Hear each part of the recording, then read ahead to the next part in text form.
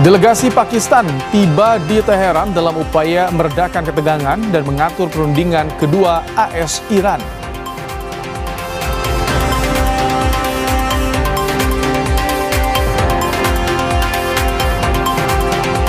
Usai pertemuan Presiden Prabowo dan Presiden Rusia Vladimir Putin, Menteri SDM Bahlil Lahadalia bilang Indonesia sepakat kerjasama dengan Rusia untuk impor minyak mentah dan LPG.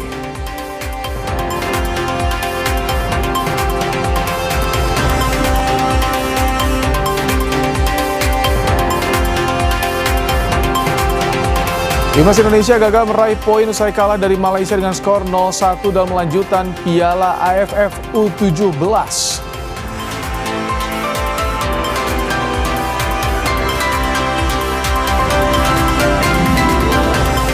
Tim SAR menemukan serpihan yang diduga ekor helikopter PKCFX yang sebelumnya hilang kontak. Serpihan terlihat di area hutan sekitar 3 km dari titik awal hilang kontak.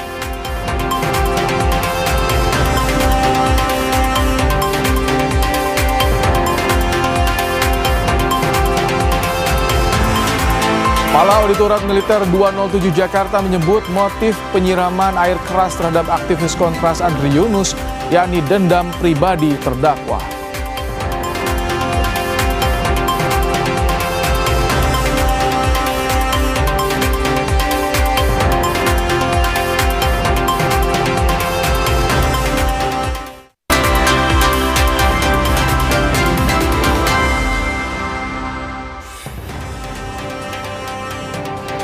Halo, selamat malam saudara. Anda kembali menyaksikan program Kompas Malam bersama saya Rahmat Ibrahim. Selain informasi tadi, kami juga akan hadirkan informasi lainnya untuk menemani malam hari Anda. Langsung saja kita simak informasi pertama di Kompas Malam, saudara. Israel kembali menyerang Lebanon Selatan sehari usai pertemuan Duta Besar Israel dan Lebanon di Washington DC, Amerika Serikat. Kepulan asap tebal terlihat membumbung di Lebanon Selatan saat serangan Israel berlanjut pada hari Kamis.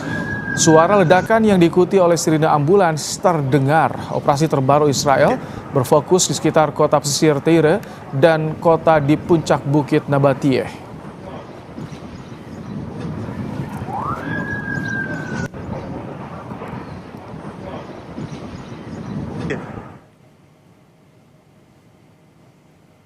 IDF merilis rekaman serangan-serangan pada infrastruktur yang diduga milik Hizbullah di Ainata, Lebanon Selatan. Israel mengklaim telah menghancurkan 70 lokasi infrastruktur dalam 1 menit dan menyita sejumlah senjata. Namun media Lebanon menyebut jika serangan ini mengenai pemukiman di dekat rumah sakit pemerintah di Ainata menimbulkan kekhawatiran warga sipil.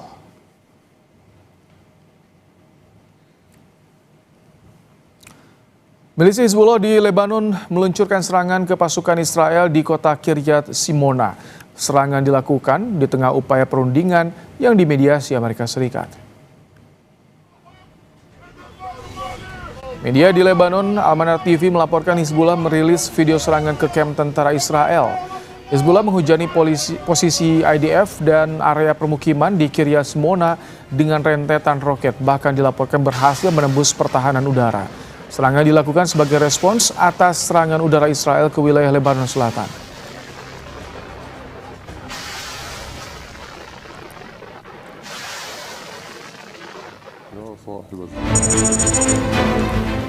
Serangan yang diduga dilakukan oleh kelompok Hizbullah juga menyasar sejumlah kendaraan militer milik Israel di kota Al-Bayada, Lebanon Selatan. Serangan yang menggunakan drone dan roket ini menyasar sejumlah lokasi keberadaan tentara Israel di Lebanon Selatan. Video yang dirilis oleh media Lebanon Al-Manar ini masih belum mendapat tanggapan militer Israel.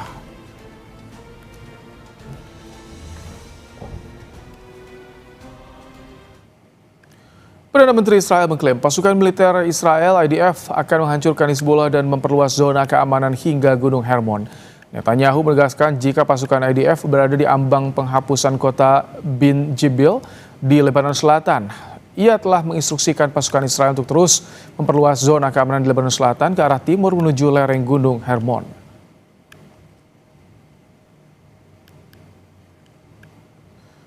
אני מחזק את תושבי הצפון שממשיכים לעמוד איתן במקביל כוחותינו ממשיכים להכות בחיזבאללה. הלחימה מתמקדת בבינג' בל. בינג' בל זו הייתה בירת חיזבאללה בדרום לבנון. זה המקום שחסן נסראללה אמר לפני 26 שנים, הישראלים הם קוראי עכביש. אנחנו עומדים להכריע את בינג' בל, אנחנו עומדים בעצם לחסל את המעוז הגדול הזה של חיזבאללה.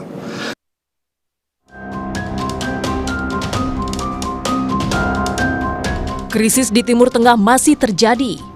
Amerika Serikat dan Iran tengah menggodok jadwal untuk perundingan damai ronde kedua.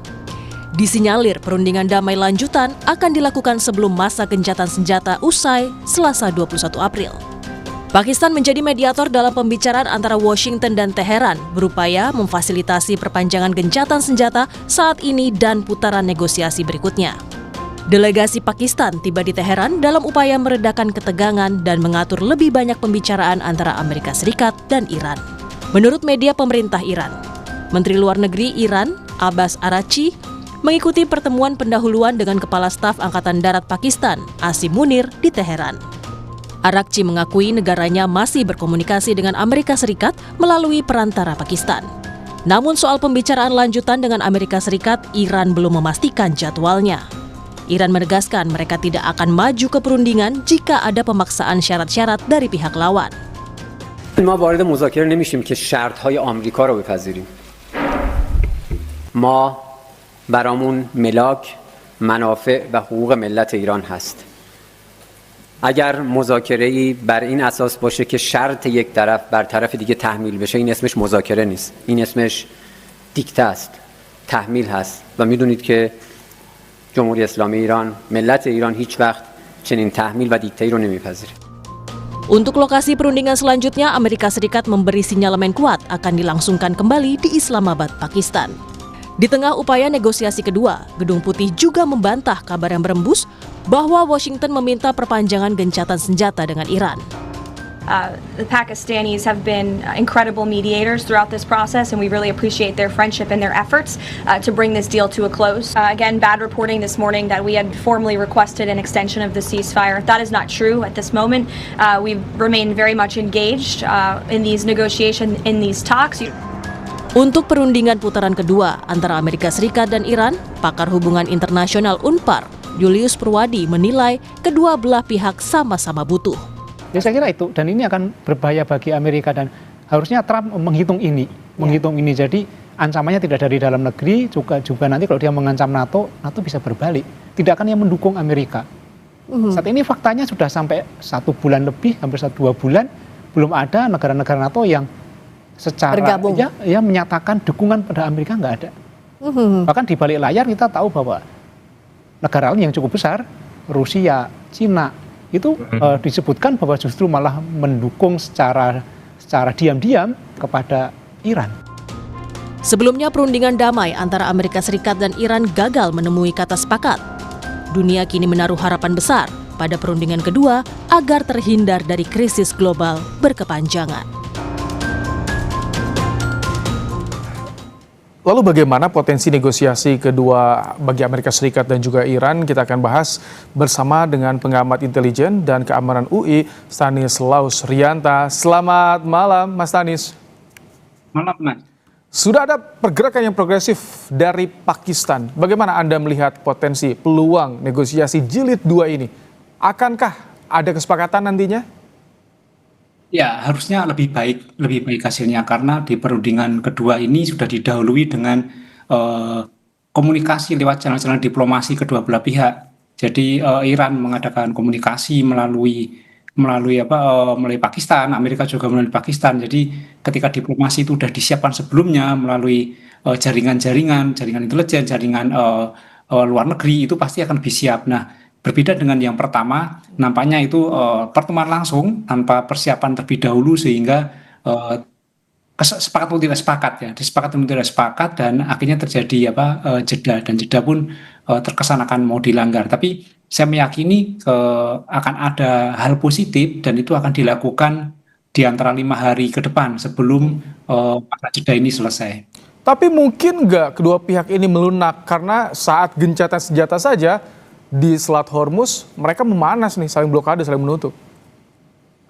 Ya itu kan bagian dari push-prop, perang uras saraf dan propaganda itu pasti akan dilakukan untuk menjaga moral kemenangan misalnya.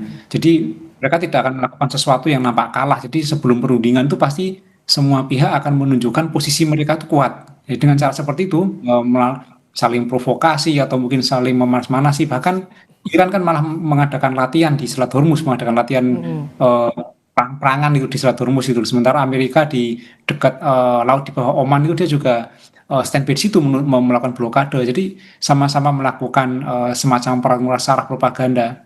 Jadi di media mereka juga melakukan propaganda, tapi di lapangan juga perang uras saraf dengan saling menggertak, saling mengancam itu biasa, itu normal dalam perang seperti itu. Oke, tapi mungkin nggak Mas Tanis di pertemuan dengan Pakistan, pertemuan awal ini, ada pembahasan meminta proposalnya berbeda dengan di negosiasi yang pertama.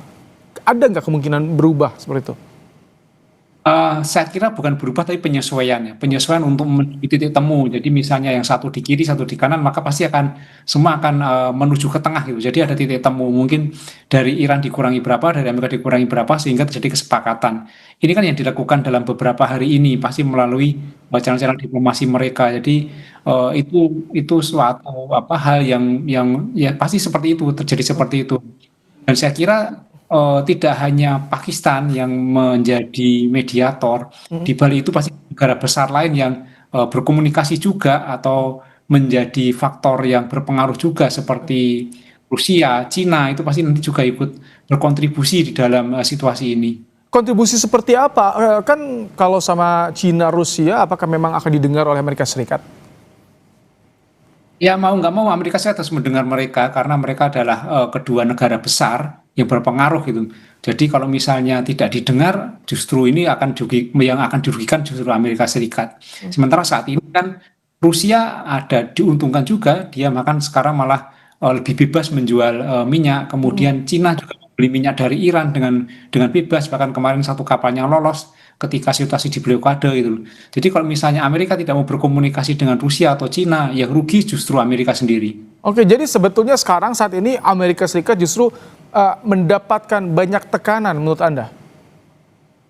Ya tekanan tidak hanya dari luar. Amerika Serikat itu terutama Donald Trump itu mendapat tekanan dari dalam juga. Dari aspek politik, kelompok-kelompok politik itu memberikan tekanan cukup luar biasa, kemudian tekanan ekonomi. Ini saya kira menjadi faktor yang ketika nanti diindekskan, ini menjadi indeksnya cukup besar selain soal alutsista. Jadi tekanan ekonomi, tekanan politik ini menjadi indeks yang cukup besar untuk mengakhiri perang. Saya kira Donald Trump akan memperhatikan ini, selain juga kekuatan negara-negara lain. Jadi kalau kita melihat secara kasat mata, perang itu hanya alutsista, padahal tidak. Itu mungkin komponennya tidak sampai 50%. Ada komponen lain politik, ada komponen ekonomi, ada komponen lain yang misalnya negara-negara lain yang memberikan tekanan. Jadi kita harus melihat secara komprehensif. Oke, soal objek yang negosiasi seputar nuklir dan juga Selat Hormuz ini masih akan alot menurut Anda?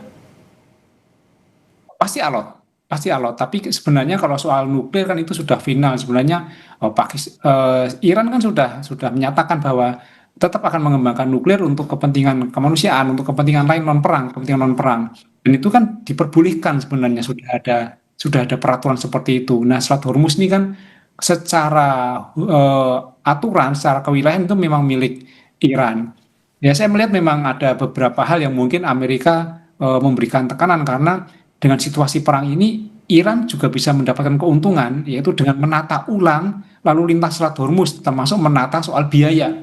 Ada tarif baru, mungkin nanti ada biaya baru. Nah ini mungkin nanti juga akan menjadi suatu objek perundingan yang cukup akan diperdebatkan dengan sangat ketat saya kira Selat Hormuz ini. Ini sudah mau memasuki akhir pekan, Mas Tanis. Sementara gencatan senjata 2 minggu. Sepekan sudah hampir dilewati ini. Bisa dilakukan sebelum gencatan senjata nampaknya? Atau seperti apa kemungkinan? Saya termasuk optimis bahwa perang ini akan selesai dan menuju perdamaian walaupun mungkin tidak langsung selesai, tetapi ada cara-cara lain yang untuk menjaga marwah kedua negara. Contohnya misalnya nanti jeda diperpanjang. Misalnya salah satu opsi adalah jeda diperpanjang tanpa tidak tahu kapan akan berhenti. Jadi akan dilakukan jeda tanpa batas waktu yang ditentukan misalnya. Jadi mereka sudah bisa saja berhenti gitu. Atau mungkin kedua-duanya menyatakan menang. Misalnya Amerika mengatakan kami telah mengalahkan Iran, kemudian kami akan kembali dan menyatakan rezim telah berganti. Kemudian Iran juga menyatakan menang bahwa kami telah mengusir Amerika dan kami menang. Jadi kedua-duanya menyatakan menang dan selesai. Itu opsi kedua. Ya, atau opsi ketiga ya tetap terjadi konflik senjata. Saya harapkan opsi pertama atau kedua yang terjadi karena kedua-duanya itulah yang sebenarnya mengarah kepada perdamaian dan tidak menimbulkan korban jiwa di bertambah lagi. Oke, baik. Terima kasih pengamat intelijen dan keamanan UI Stanislaus Rianta telah menyampaikan pandangannya di program Kompas Malam hari ini. Seusai pertemuan Presiden Prabowo dan Presiden Rusia Vladimir Putin, Menteri SDM bilang Indonesia sepakat kerjasama dengan Rusia untuk impor minyak mentah dan LPG.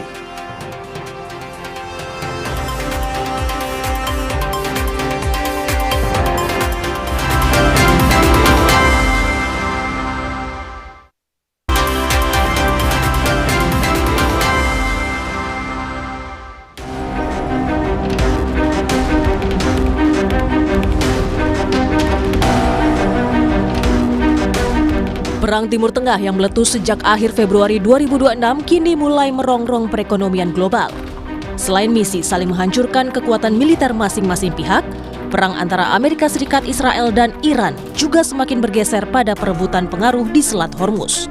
Negosiasi di Pakistan tidak mencapai kesepakatan, membuat jalur distribusi minyak dunia di Selat Hormuz semakin tak menentu.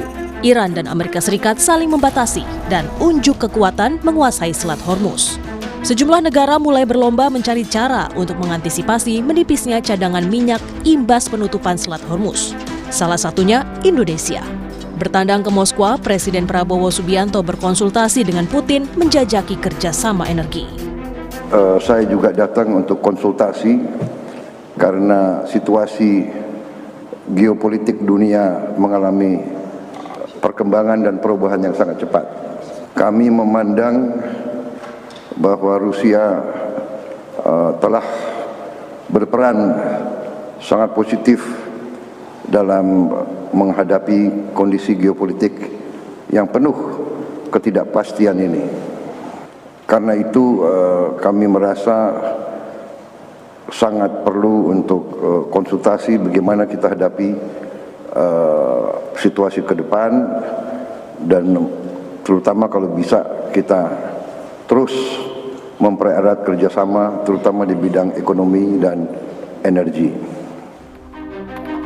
Pertemuan Prabowo dan Putin ditindaklanjuti melalui pertemuan antar menteri.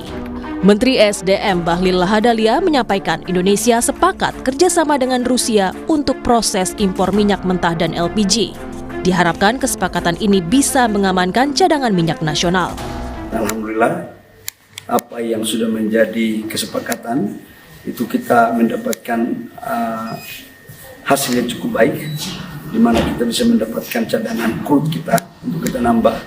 Bersama begitu juga kita akan bisa mendapatkan LPG.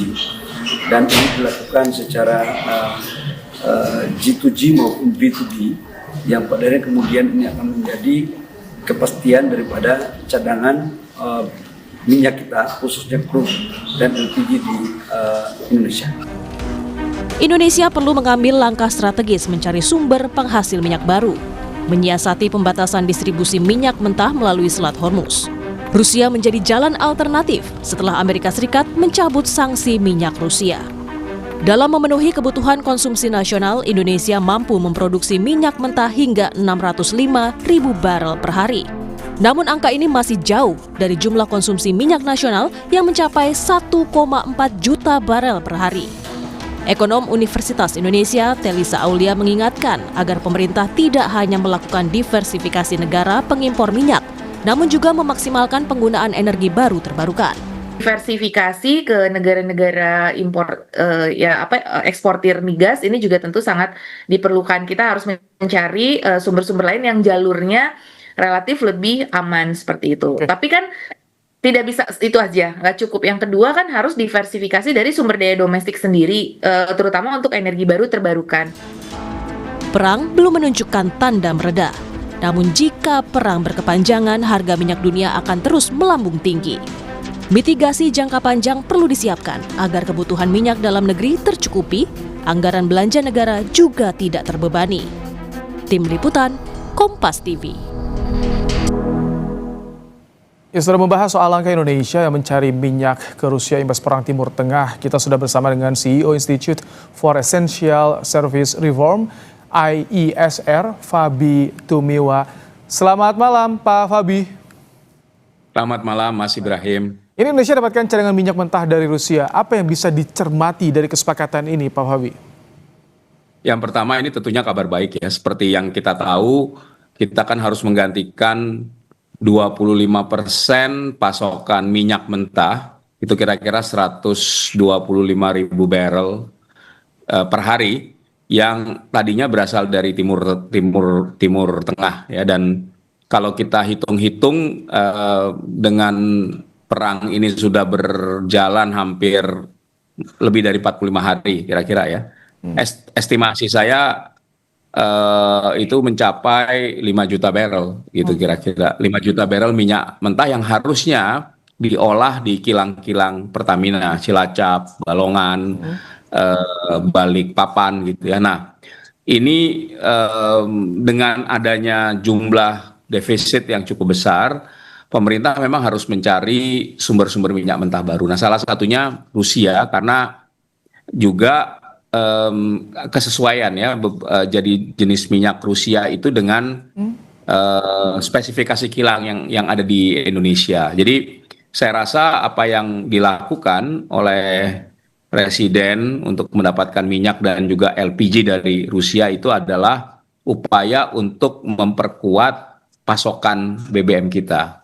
Oh, oke. Tidak perlu diuji lagi karakteristik minyak mentah dari Rusia, Pak Fabi?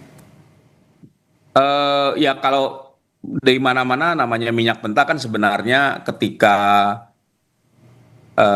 mau dibeli atau mau dipakai ya biasanya sudah punya karakteristiknya. Jadi ya tidak perlu diuji gitu ya.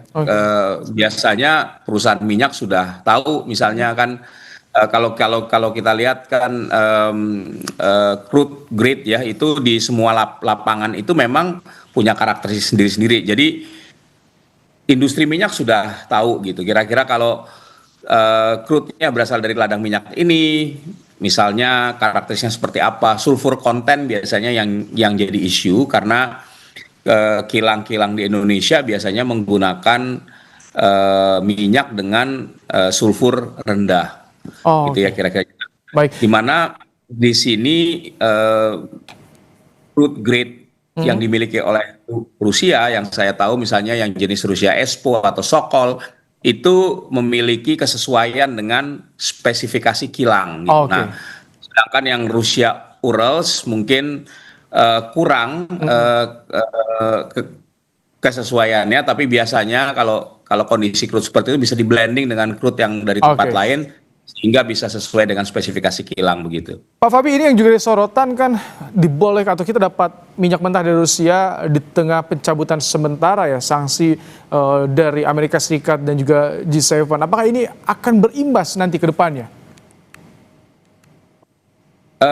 Nah ini yang kita perlu perhatikan dengan baik ya, karena di dalam penyampaian yang kalau saya baca keterangan dari Kementerian SDM, perkara mengenai sanksi itu tidak disebut-sebut, ya. Tapi kalau kita lihat dari sumber-sumber lain, saya cek misalnya waiver dari Amerika Serikat itu sebenarnya sudah berakhir tanggal 11 atau 12 April kemarin. Dan menurut keterangan dari Treasury, US Treasury, mereka nggak akan memperpanjang waiver itu, gitu. Nah, ini jadi pertanyaan ya, karena kemudian kalau waiver itu tidak diperpanjang, maka ada implikasi yang mungkin membuat pengiriman minyak dari sana, dari Rusia ke Indonesia itu bisa jadi lebih kompleks. Gitu. Ini harus dikaji kembali, artinya harus dicek lagi. Kemudian ini terakhir nih, perlu nggak kita antisipasi alih energi di tengah situasi seperti ini, Pak Fabi? Ya menurut saya ini kesempatan ya, krisis yang kita alami hari ini, saya bilang ini kan krisis energi fosil sebenarnya, itu adalah sebuah wake up call bahwa krisis minyak itu adalah atau energi fosil itu merupakan financial risk bagi Indonesia, dan oleh karena itu maka untuk mengurangi risiko itu kita harus mulai beralih ke sumber-sumber energi terbarukan yang sebenarnya kita punya sendiri. Ya, jadi dengan pengembangan energi terbarukan kita tidak bergantung pada sumber energi yang ketersediaannya dipengaruhi oleh faktor geopolitik, oleh faktor-faktor seperti perang yang tidak dalam kendali kita, dan kita lihat dampaknya pada fiskal kita kan, kita dihadapi oleh tekanan fiskal yang besar karena kita juga memberikan subsidi yang besar bagi energi fosil ya, minyak dan LPG, yang membuat kita harus memangkas anggaran-anggaran yang lain dan juga berdampak pada perkembangan ekonomi kita. Jadi memang buah keharusan untuk kita melakukan transisi energi berpindah menuju energi terbarukan. Baik, terima kasih untuk ulasannya. CEO Institute for Essential Service Reform IESR, Fabi Tumiwa di program Kupas Malam. Terima kasih. Baik. Usai jeda kami kembali ke informasi. Timnas Indonesia gagal meraih poin usai kalah dari Malaysia dengan skor 0-1 dalam lanjutan Piala AFF U17.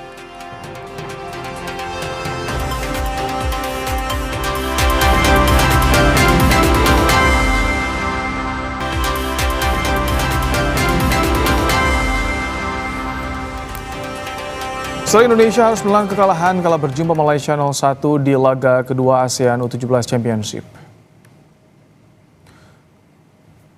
Bermain di tengah tekanan supporter Indonesia, Malaysia justru memimpin 1-0 di babak pertama melalui sundulan Faris Daniel di menit ke-33.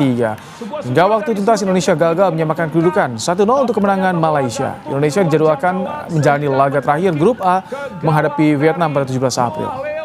Malaysia unggul 1-0 kali ini.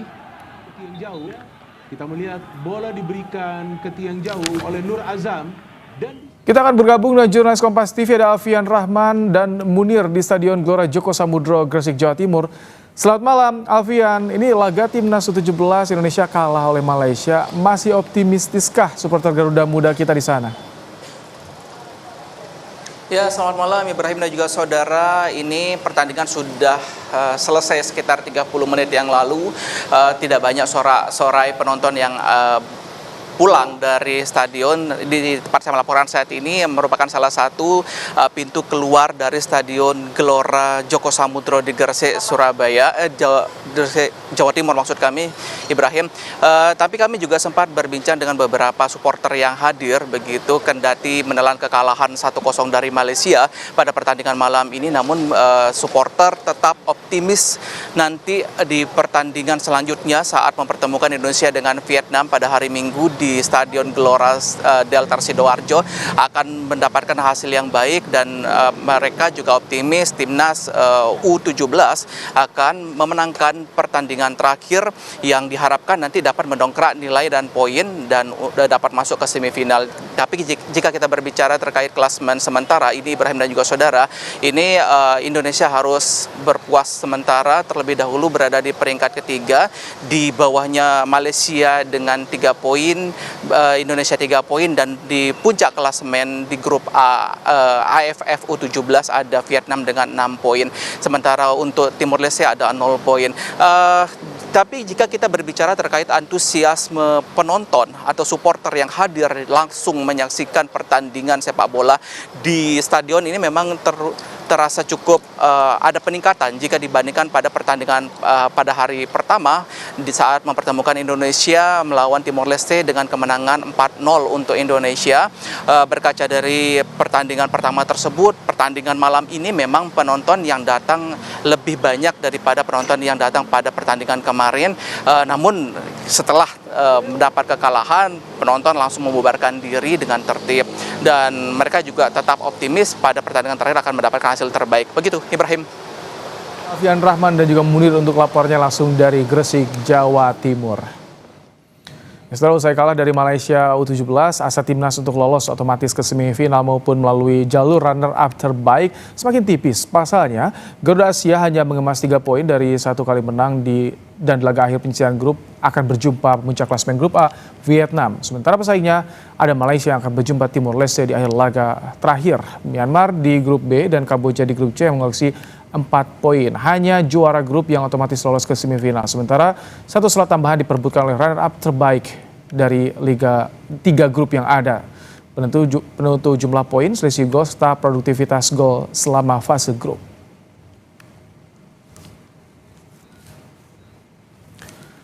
Saya kalah dari Malaysia U17 0-1, Garuda Asia masih menduduki peringkat kedua klasemen sementara grup A dengan mengantongi 3 poin. Malaysia berada membuntuti di peringkat ketiga dengan poin yang sama.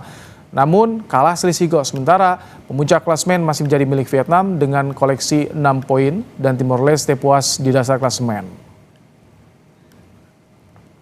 Untuk grup B, Laos menduduki peringkat pertama dengan 4 poin, diikuti Myanmar di urutan kedua dengan poin yang sama namun kalah dalam produktivitas gol. Sementara Thailand berada di urutan kedua atau ketiga dengan 3 poin. Filipina peringkat keempat tanpa kemenangan. Di grup C, Australia menjadi pemuncak klasemen sementara dengan raihan 6 poin, Kamboja 4 poin di peringkat kedua, Singapura 1 poin dan Brunei tanpa kemenangan. Membahas soal peluang timnas U17 lolos ke semifinal Piala AFF 2026. Kita sudah bersama dengan analis sepak bola Roni Pangemanan. Selamat malam Bung Ropan. Selamat malam Mas Ibrahim. Bung, jadi gimana pertandingan tadi? Apa yang jadi catatan bagi Anda, Bung? Ya, kalau melihat pertandingan tadi ya mungkin ya kita lebih dalam permainan, bolehlah dibilang kita baik ya kalau dalam permainan. Tapi kan dalam sepak bola kan harus dilihat adalah hasil akhir. Hasil akhir ini yang membuat kita kalah. Yang melawan Malaysia. Banyak PR yang bisa dilihat dalam pertandingan ini. Artinya ketidaktenangan pemain kita, coba memaksakan bermain dengan long pass, apakah ini saya nggak tahu. Ini instruksi dari Kurniawan bermain dengan bola-bola panjang, tapi sepertinya ini tidak efektif. Penyelesaian akhir juga, finishing touch itu tidak bagus di depan gawang. Memang ada beberapa peluang yang tercipta, terutama di babak kedua, tapi semua tidak menjadikan gol. Nah ini juga menjadi PR. Ya, bagaimana juga pemain-pemain kita kreatif untuk bermain dengan baik menusuk ke kotak penalti juga kita lihat di sini memang selalu gagal di sepertiga lapangan.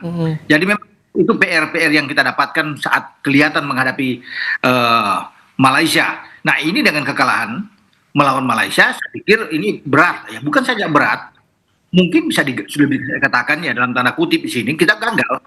Kenapa? Karena kan pertandingan terakhir itu tidak mungkin kita akan menang melawan Vietnam. Meskipun dalam sepak bola segala sesuatu kan bisa terjadi. Iya. Tapi dalam 2 pertandingan menghadapi Timor Leste dan Malaysia, kita sulit. Oke. Biasanya bagaimana Vietnam bisa mengalahkan Malaysia dengan 4 gol, mengalahkan Timor Leste dengan 10 gol. Dari sini kan bisa membandingkan bahwa kita sulit untuk bisa mencetak sebiji gol. Tapi ada celah tidak Bung untuk bisa kalahkan Vietnam? Evaluasinya harus seperti apa? Apakah ini faktor Mirza juga tak fit? Ya saya pikir celahnya sulit. Kalau bisa dilihat dengan permainan Vietnam, saya ikut melihat ketika mereka mengalahkan Malaysia dan tadi sebelum Indonesia mereka mengalahkan 10 gol. Vietnam itu kalau bermain dengan seperti itu ya, bermain dengan pelatihnya tetap bermain dengan pemain-pemain terbaik. Seperti melawan Malaysia, kita akan sulit. Bahkan Vietnam punya peluang besar untuk mengalahkan kita.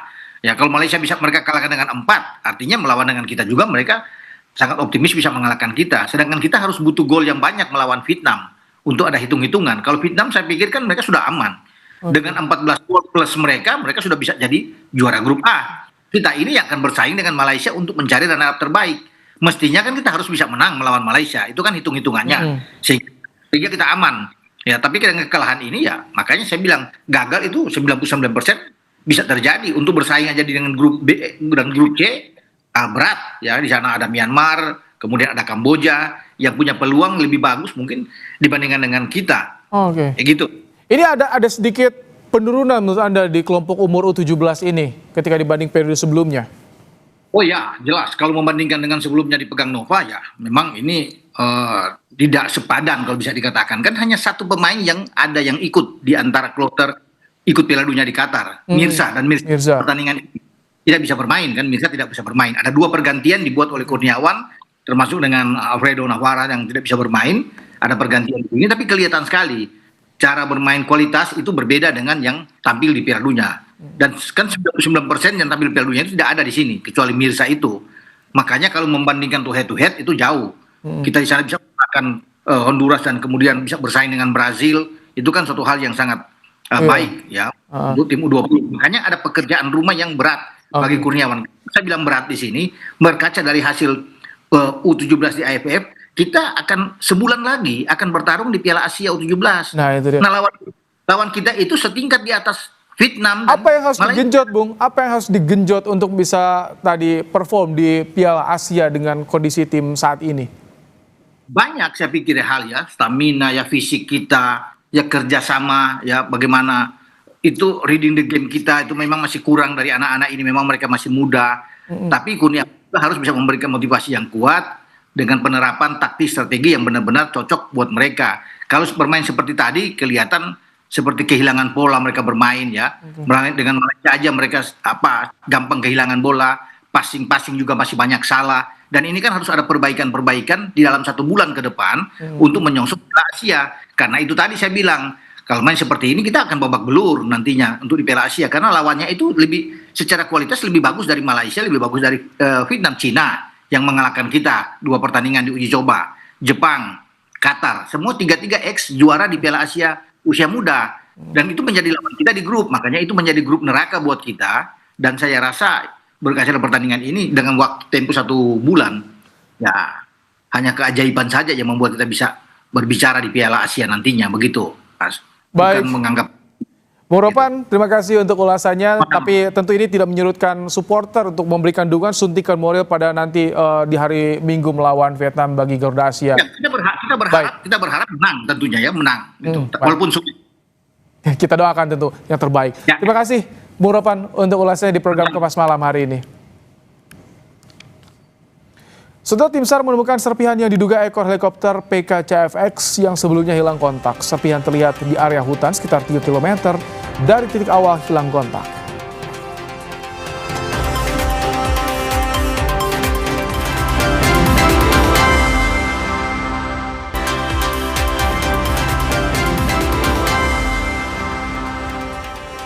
Sebuah gudang dan pabrik produksi selotip di kawasan Margomulyo, Surabaya, Jawa Timur terbakar pada Kamis malam.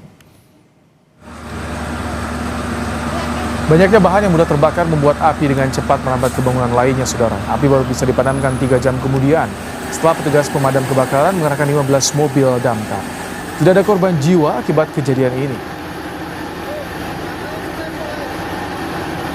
Kejadian ada kebakaran yang ada di Margomulyo ini. Jadi yang terbakar adalah gudang plastik ya. Dalam hal ini apa?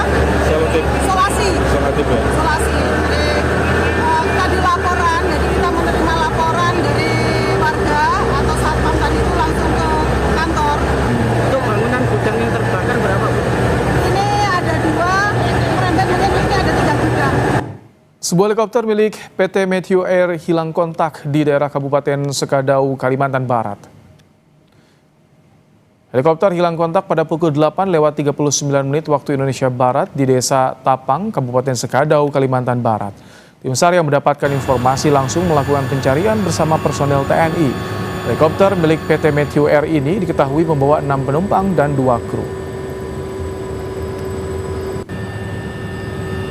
Kami berangkatkan selanjutnya anggota dari tim rescue Polsar Sintang dengan jumlah 5 orang personil menuju lokasi untuk melaksanakan tindakan awal dan koordinasi dengan potensi yang ada TNI Polri yang ada di Kabupaten Sintang. Dan selanjutnya kami melaksanakan koordinasi dengan Lanut Spadio yang mana minta bantuan untuk menggerakkan heli yang mana pada pukul 13.10 itu digerakkan satu heli Super Puma dengan jumlah kru 4 orang, Kopas Guard 4 orang, dan tim rescue kantor SAR 2 orang. Sampai saat ini, sore ini, dapat kami update berita bahwa informasi yang ada masih nihil. Setelah melakukan pencarian dan pemantauan udara, tim menemukan serpihan yang diduga ekor helikopter PKCFX. Serpihan terlihat di area hutan sekitar 3 km dari titik awal hilang kontak. Di TKP jatuhnya pesawat Namun ada kendala malam ini Komandan tidak memungkinkan untuk melaksanakan evakuasi terkait dengan situasi yang gelap dan medan yang terjal, sehingga kami harus berpivak di atasnya kurang lebih 50 meter di atas bukit. Kita berpivak terlebih dahulu. Nanti sambil menunggu pagi hari kita akan laksanakan evakuasi dengan menggunakan alat yang sudah mulai kita kirim ke TKP. Kepala Auditorat Militer 207 Jakarta, Kolonel Andri Wijaya menyebut motif penyiraman air keras terhadap aktivis Kontras Andri Yunus yang didendam pribadi terdakwa. Menurut Kolonel Andri, hingga pemeriksaan terakhir keempat terdakwa yakni Kapten NPD, Letu BHW, Letu SL, dan Serda ES, mereka menyimpan dendam pribadi kepada korban. Dakwa menyiram air keras pada Andri Yunus tengah malam tanggal 12 Maret 2026 di daerah Salemba, Jakarta Pusat. Akibatnya Andri mengalami luka bakar 20% dan masih menjalani perawatan di RSCM Jakarta. Untuk motif sampai dengan saat ini yang kami dalami melalui berita acara pemeriksaan bahwa motif yang dilakukan oleh para terdakwa ini mas dendam pribadi terhadap saudara AY ini. Demikian. Seorang karyawati toko di Bandar Lampung melawan kawanan pencuri sepeda motor. Meski dirinya ditodong senjata api dan mendengar dentuman tembakan, korban tak takut dan tetap melawan hingga komplotan pencuri gagal menggasak motor miliknya.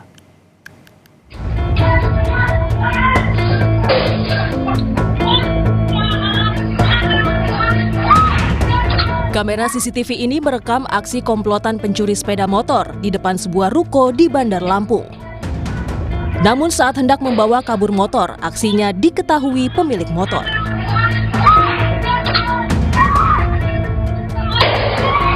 Korban yang ditodong senjata api dan mendengar suara tembakan tetap melawan komplotan curanmor. Sementara warga mulai berdatangan dan membuat pelaku kabur melarikan diri tanpa membawa motor hasil curian.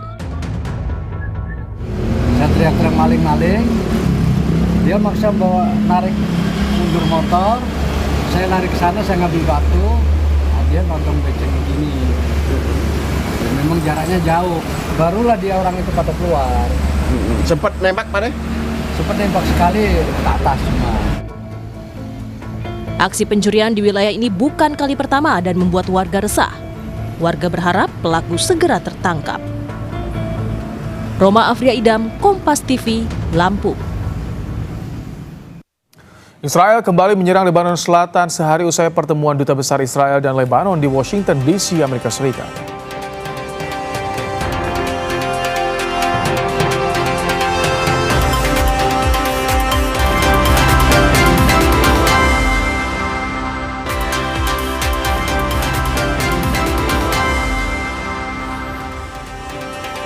Israel kembali menyerang Lebanon Selatan sehari usai pertemuan Duta Besar Israel dan Lebanon di Washington DC, Amerika Serikat.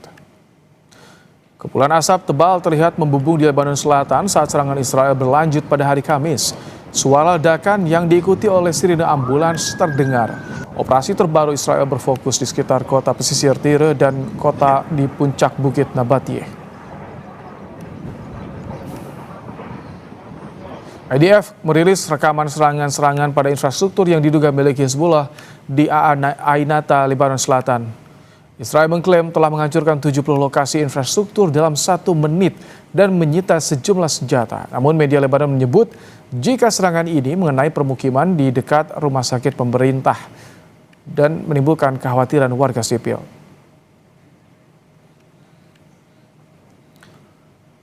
Milisi Hizbullah di Lebanon meluncurkan serangan ke pasukan Israel di kota Kiryat Simona.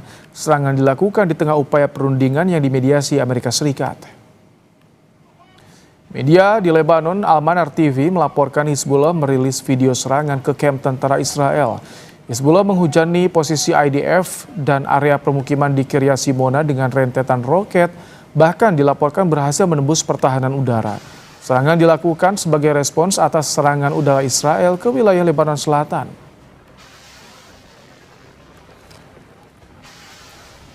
Demikian Kompas malam hari ini. Perbarui terus informasi Anda di Kompas TV dengan 3 botol air mineral 700 ml yang setara dengan 2 liter air untuk 1 hari penuh kesejukan. Saya Rahmat Ibrahim, sampai jumpa.